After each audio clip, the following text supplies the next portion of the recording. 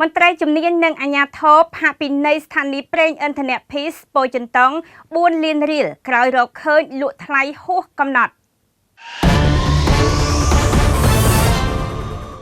ស្ថានីយ៍ប្រេងឥន្ធនៈយីហោ Peace ស្ថិតនៅតាមមហាវិថីសហព័ន្ធរុស្ស៊ីក្នុងភូមិតាអ៊ួន2សង្កាត់កាកាបទី1ខណ្ឌពោធិ៍សែនជ័យរាជធានីភ្នំពេញត្រូវបានអាជ្ញាធរនិងជំនាញកបបនៃក្រសួងពាណិជ្ជកម្មបានធ្វើការផាកពិន័យជាទឹកប្រាក់ចំនួន4លានរៀលក្រោយពីរកឃើញថាស្ថានីយ៍ប្រេងមួយនេះបានលក់ប្រេងសាំងនិងប្រេងម៉ាស៊ូថ្លៃហួសហេតុល្មើសនឹងសេចក្តីជូនដំណឹងរបស់ក្រសួងពាណិជ្ជកម្មស្តីពីថ្លៃលក់រាយប្រេងឥន្ធនៈនៅតាមស្ថានីយ៍ការចុះផាកពិន័យប្រេងល្មើសនឹងការណែនាំនេះធ្វើឡើងនៅវេលាម៉ោង10ព្រឹកថ្ងៃទី8ខែមីនាឆ្នាំ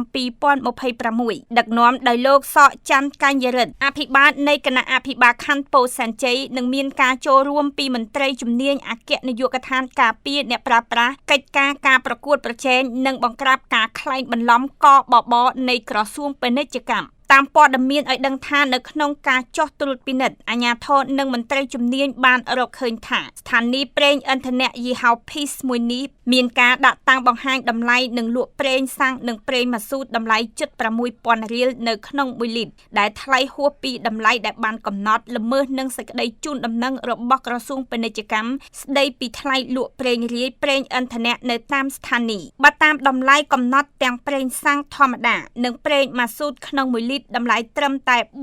3,850 រៀលប៉ុណ្ណោះទៅពេលនោះក្រុមការងារបានធ្វើការផាកពិន័យម្ចាស់ទីតាំងស្ថានីយ៍ប្រេងឥន្ធនៈ Peace មួយនេះចំនួន4លានរៀលនិងធ្វើកិច្ចសន្យាកែតម្រូវឲ្យស្របតាមច្បាប់និងបទបញ្ញត្តិបច្ចេកទេសជាធរមានខណៈនោះដែរអ្នកមើលការខុសត្រូវស្ថានីយ៍ប្រេងឥន្ធនៈខាងលើឈ្មោះខាត់សារ៉នក៏បានទទួលស្គាល់ថាស្ថានីយ៍ប្រេងឥន្ធនៈរបស់ខ្លួនពិតជាបានលក់ប្រេងសាំងនិងប្រេងម៉ាស៊ូក្នុង1លីត្រ